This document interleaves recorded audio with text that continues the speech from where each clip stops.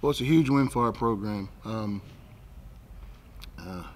trying not to be disappointed in the win. I'll never do that. Our guys played extremely hard. There are about 4 plays in the game on defense and special teams that I wish I had back. But I thought our kids played as complete of a first half as they could have played defensively. We gave up 2 touchdowns with the backups in because we wanted to protect guys for weeks down the road. But the special teams things that we did wrong today are pretty embarrassing. But we'll come back tomorrow and fix it, and we're going to enjoy this win for 24 hours. We asked our guys to give us a complete game where we had the chance to score a bunch of points and score points on offense and defense and play well on special teams. We did some of that today. So very proud of the guys by the way that they played. And anytime you can have 430 yards of offense and throw the ball around like we did and run the ball like we did, and we still played well on defense today at times. We just had 2 bad drives where we gave up 2 jump balls. So as I said, we'll come back to work tomorrow and get ready for Florida A&M. 2 straight games over 400 yards of offense. So these type of performances, the things you envisioned when you started here, Coach? It is. It's the same offense that we've been running the whole time. It's a lot of the same people, but the guys have grown up, and we have the ability to run the ball, and we've got multiple receivers that we can throw the ball to. Juwan didn't play today. Justin Smith jumps in there and almost has a 100-yard game because he's out making plays, and doesn't shock me one bit. Justin's been patient, waited his turn. We told you in the press conference Tuesday we needed to get Marcus the ball more, and we're able to do that today. And with the exception of his first 2 throws, Pooty had a great day. He's giving me all 7 gray hair that I got up there in the top of my head. But we wouldn't be where we are without him. And as he continues to get better, we'll be able to score more points. And Pooty, in your mind, what has been clicking for you the last couple of weeks? Well, nothing's been clicking. It's just that me and my team have great chemistry. So practice, we're building that every day. How nice has it been for you to have so many targets today for Marcus, Isaiah, Justin? So how nice is that as a quarterback to have those options? It's definitely a help to me because being able to win battles one-on-one anywhere on the field, that's helping me a lot. Marcus, what was the key for your success today? He played man. I just feel like I got enough speed to beat a person.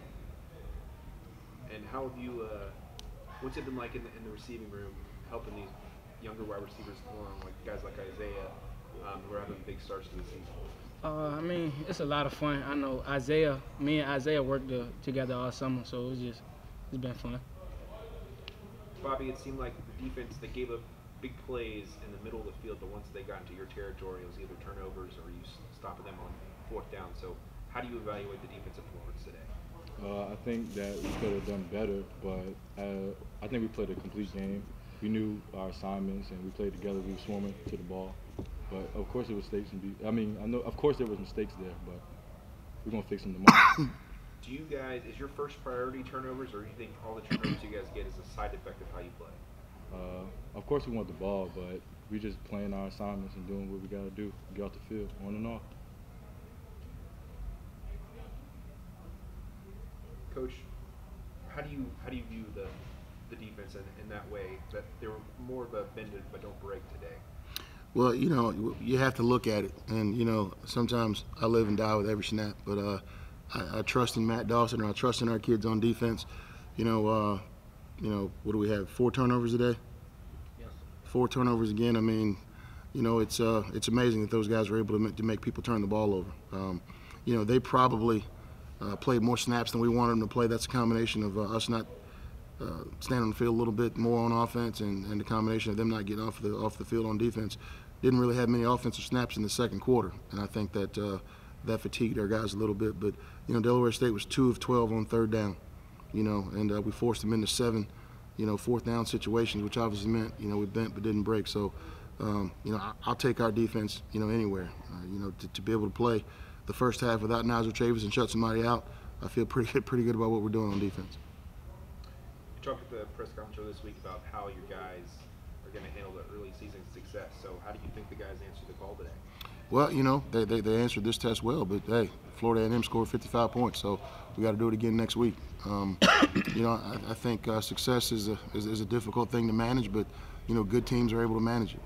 It's a game that we felt like we should have won, and we did win. And you know, we know we're getting ready for a really good football team next week down at their place, but we'll be prepared and ready to go.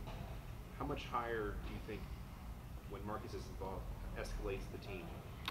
I mean, he's got a chance to score every time he touches the ball. You know, I think it's just the, fact of the matter is we've been spreading the ball around, and you know, we made a concerted effort to get the ball to him because we knew they'd play him in man coverage, and you know, the call that he scored his long touchdown run on is something that, you know, we've done 100 times, and it's kind of a, it's kind of an option route versus man coverage, and you know, he and Pooty perfected it, and you know, if he gets the ball in open space, he's gonna be hard to catch.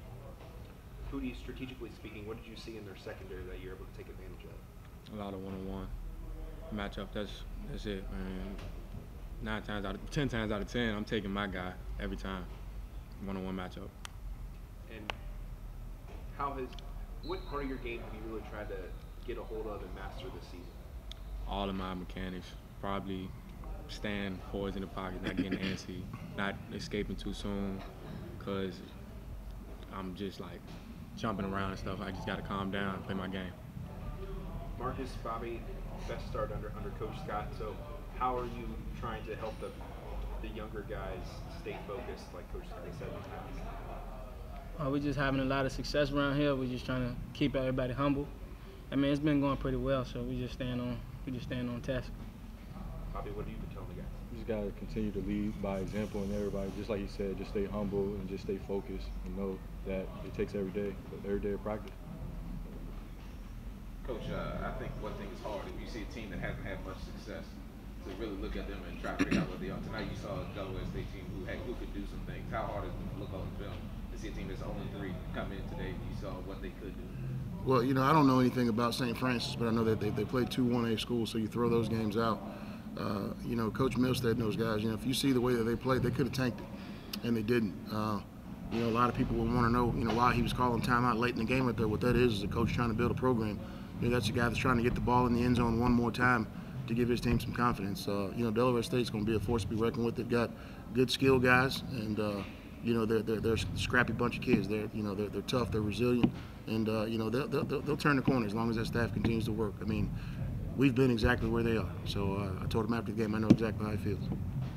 You look at this ball game, and I think one of the things you said coming into today's ball game, you wanted to see your offensive line continue to progress. Getting another game, no sacks. How did you see them playing today? Well, you know, it's twofold. You know, I think they're doing a great job protecting, but Pooty's doing a great job of getting rid of the ball. You know, if you're standing in the pocket taking sacks, then, you know, the offensive line is going to get blamed for it. But I think those guys giving us the ability to run the ball gives us the ability to pass the ball. And, you know, with some of the run pass options that we have, you know, they're actually blocking the run when we're completing passes. So I'm proud of the things that those guys have done, and we'll continue to improve there. And, you know, if you can run the football in this league, you have a chance to win. I looked at it last night. We averaged 61 yards rushing. I think we're over, you know, throw the James Madison game out, we're over 140, 150 yards a game, and that's the key to winning football games is running the ball and playing good defense. 54 points. I know that's a lot, and I know that's something that you knew your guys can do. How satisfying is it for you as a head coach to finally see all of the hard work that you put in over these last 3 years to see it finally come to fruition? You know, Ross, we left some points on the field. You know, we left some points out there on the field on offense, and, you know, we gave up 14 on special teams that we shouldn't. You know, we're always going to strive for perfection here, but as I said, I'm not going to downplay the win because I'm excited for our guys and I'm excited the way they competed, but I want to play even better next week than we played this week.